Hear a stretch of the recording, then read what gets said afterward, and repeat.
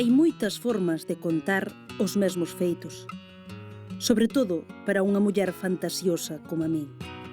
Pero hoxe non estou moi creativa. Ademais, doimo o lombo de ir á herba. Eu xa onde vai que teño un dente negro.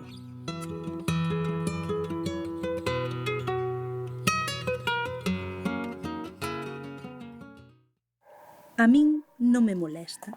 Está aí e é meu. Pero a xente incomódalle e sempre me preguntan por el.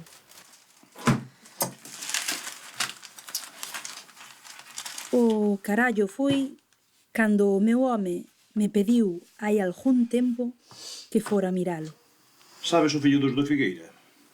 O que estudiou na Coruña? Non. Estudiou para dentista deses que arreglan os dentes. Sei que lle vai moi ben. É que? Pois vese que agora tamén traballa na casa dos seus pais os fines de semana. E faino moi barato. Podías mirar o do teu dente. Mirar o dente.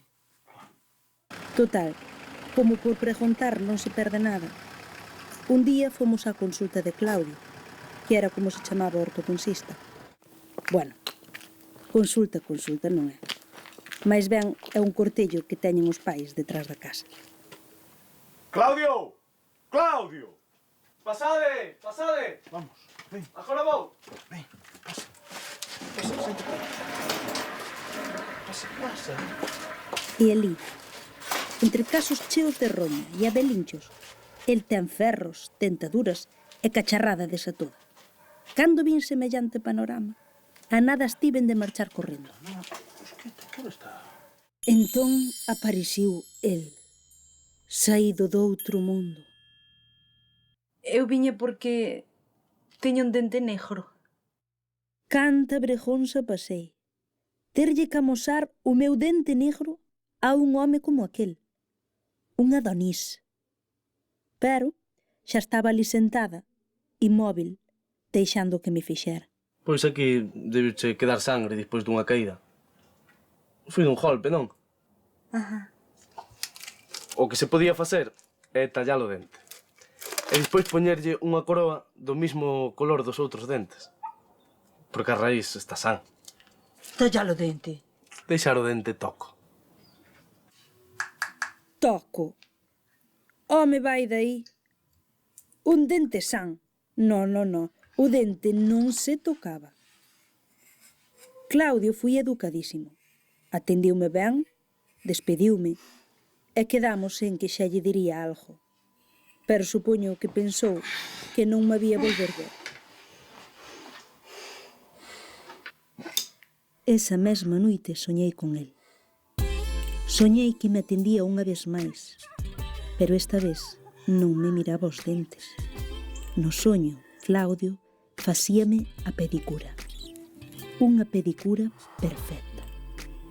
Gracias. Quedaronche perfectas. Teño que confesar que é a primeira vez que un home me fai as uñas. A verdade é que non foi difícil. Tes uns pés moi bonitos. E moi ben cuidado. Non te quites mérito. E dime que che debo. Son 100 euros. 100 euros. 100 euros, Dios mío, 100 euros. 100 euros por amañar as unllas. Por amañar as unllas. Eso pensaba eu. Pero no momento entendino todo. Os 100 euros eran por soñar con el, por facerme gozar. Era un gigolo onírico. Aceptas tarxeta? Sí, claro. Despois de terlle pagado os 100 euros, que me parecía unha cantidade exagerada, aínda que foran soños, sentíme con pleno dereito a saciar a miña curiosidade por aquel home.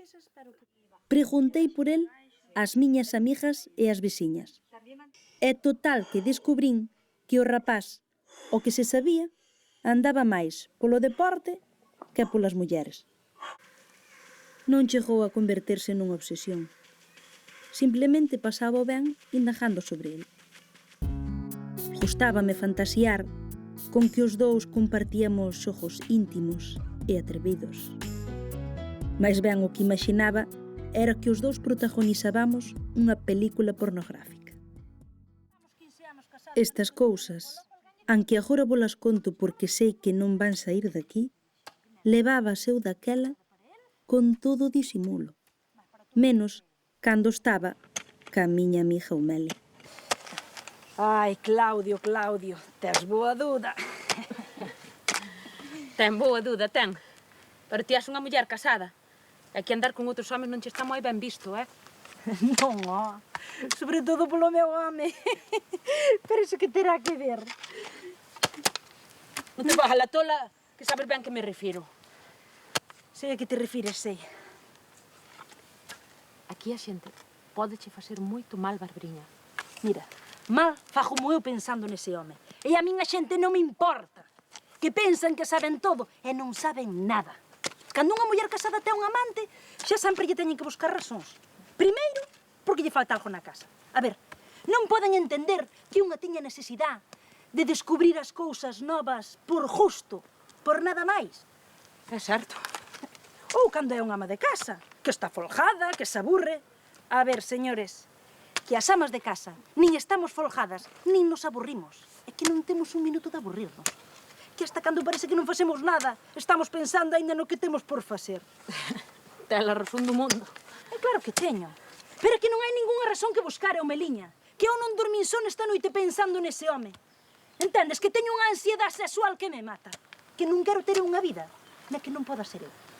E logo ti como és? Eu son eu como esta terra. Pero levo moito un barbeito. Efectivamente, eu son como a terra das nosas legüeñas. E se me habían botar o lume, había aproveitalo para queimar nel toda a ansia que me mataba. Cascusa de ir a leña, fun topar a Claudio. Agardei por el nunha pista onde adoitaba ir correr e fíxenme a encontradiza. Que? Ainda traballando?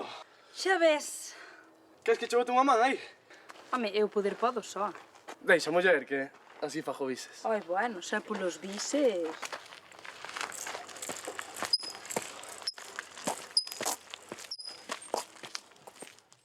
Bises fixo.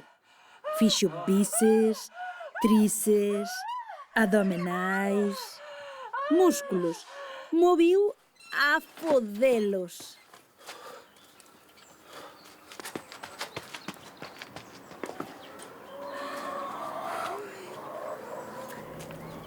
Matada a ansia e cas leguiñas ben fertilizadas, volvín á miña vida de sempre.